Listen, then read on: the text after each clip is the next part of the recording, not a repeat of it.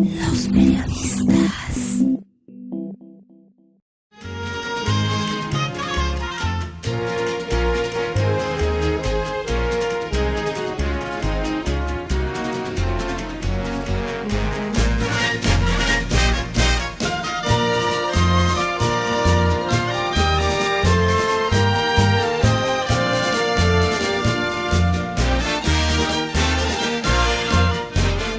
En la cocina no siempre se tienen los ingredientes necesarios para cubrir al 100% las recetas.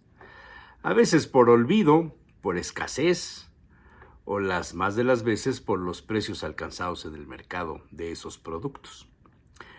Salacaín había reparado en ello aquella mañana al acomodar algunos de los frascos de la alacena donde usualmente se colocaban las especias, los condimentos, y observar junto a un frasco de cúrcuma otro casi del mismo color, pero cuya etiqueta se había desprendido. Se trataba sin duda de algún colorante para falsificar el poderoso ingrediente llamado azafrán. Desde hace décadas la mayoría de los cocineros ha sustituido los estigmas del azafrán por polvos derivados de mezclas químicas cuyo objeto fundamental es colorear los caldos y, en consecuencia, el arroz o las carnes y vegetales. Pero esos trucos no son nuevos, recordaba el aventurero. Quizá entre los primeros ejemplos se puede citar la elaboración del vino de mesa y posteriormente los aguardientes. Los excesos o ausencia de color en el vino provocaron la intromisión de la mano del hombre y de la química. Por ejemplo, la acidez se corregía añadiendo tartatro neutro de potasa. El moho, característico de los vinos picados, se enmascara trasvasando el líquido a un tonel nuevo. Quizá la práctica más común de falsificar el vino fue añadiendo agua.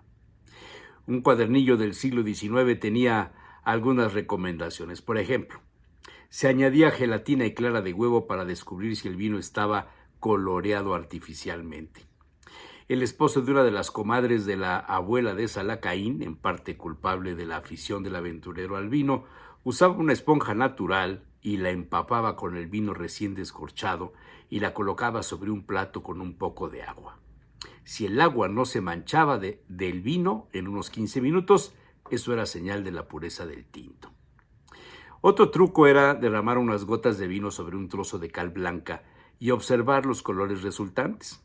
Si era amarillo, pardo y violeta, el vino era natural, pero si solo tenía matices violeta, revelaba el uso de malvas en el vino. Si era rojo violeta, entonces se había añadido cochinilla, y si era rojo, quizá tendría rojo rosáceo, quizá tendría palo de Brasil o rosalinina. El esposo de la comadre aquella además acostumbraba a meter un trozo de pan, algo duro, en el vino y observar cómo se había coloreado y luego lo mordía y pronosticaba si el vino podría guardarse o consumirse pronto. Hoy día la industria vitivinícola sigue usando trucos. Por ejemplo, meter trozos de madera llamados chips en las tinas de fermentación del vino en lugar de pasarlos por una barrica de roble. Solo los expertos en la función organoléptica podrían descubrirlo en la boca, pero siempre ayudaba el origen y el precio del vino para sacar conclusiones. Salacaín retiró el frasco a aquel con el colorante. La etiqueta estaba muy dañada y apenas se podían adivinar los ingredientes. Tartracina, decía uno, harina de maíz, otro, y unos números ilegibles. Hacía muchos años Salacaín había sido convidado a una paella casera y preguntó si no le habían puesto azafrán, pues los pistilos no se veían en el arroz. Pero el color era estupendo. El cocinero aquel simplemente dijo: yo lo disuelvo en el caldo, refiriéndose al azafrán.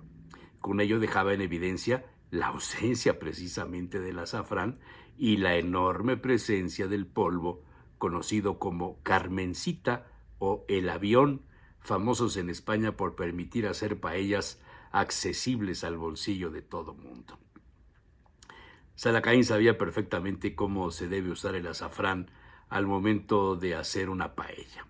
Los cocineros serios, éticos, arrojan las hebras secas, no tostadas, unos 10 minutos antes de poner el arroz, pues los aromas son volátiles y así se consigue impregnar el grano totalmente y no solo unas partes. Por lo tanto, un buen cocinero de paella arroja el azafrán delante de todos los invitados para evitar dudas. Vaya contrastes de la vida. 2 gramos de pistilos de azafrán hoy cuestan 285 pesos. Irán es el principal productor con unas 240 toneladas de azafrán al año, seguido por Castilla-La Mancha en España, apenas menos de 2 toneladas anuales. Pero en tiempos del mundo clásico, el grecorromano, entre el siglo V a.C.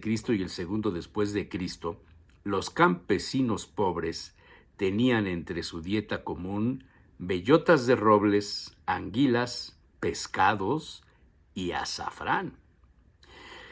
El mundo le debe a la cultura árabe la llegada de muchos ingredientes como el azafrán. Ellos elevaron su uso al nivel culinario. Pero antes, estos ingredientes fueron usados para la elaboración de perfumes. Así, el mundo árabe inundó con sustancias donde aparecía el almizcle, el ámbar, el agua de rosas, canela, clavo de olor, nuez moscada, cardamomo y, por supuesto, el azafrán, cotizado por su capacidad de colorear y llenar de aroma los perfumes. Y vaya si es caro el azafrán. Pero hay una razón, varios factores influyen. La producción se concentra en unos cuantos países y su extracción es laboriosa y a mano. Los recolectores toman una flor a la vez donde están 3 pistilos amarillos dorados, de no más de 3.5 centímetros de largo. Tan solo como un ejemplo, Salacaín recordaba haber visto en una feria alimentaria de Madrid una tabla comparativa donde aparecía una cancha de fútbol profesional plagada de flores de azafrán.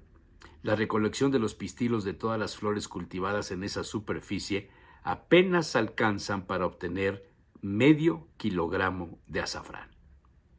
Hacía algunas décadas, a finales de octubre y luego de un paseo, había escuchado en una taberna de Toledo a un parroquiano decir: en agosto coge el azafrán, la miel y el mosto. Para Todos Santos ya debe terminar. Curiosamente, en los recetarios impresos de México y Puebla no aparece ninguna receta del uso del azafrán. Con ello se demostraría, pensaba Salacaín, su llegada tardía a la cocina poblana. Aún así, la hermana de su abuelo paterno era una monja de claustro, y cuando Salacaín era niño le llevaban al torno del convento donde la tía, a quien nunca vio, le obsequiaba con unas rosquillas y una especie de crema catalana, donde el color y el sabor eran precisamente de azafrán. Pero esa es otra historia.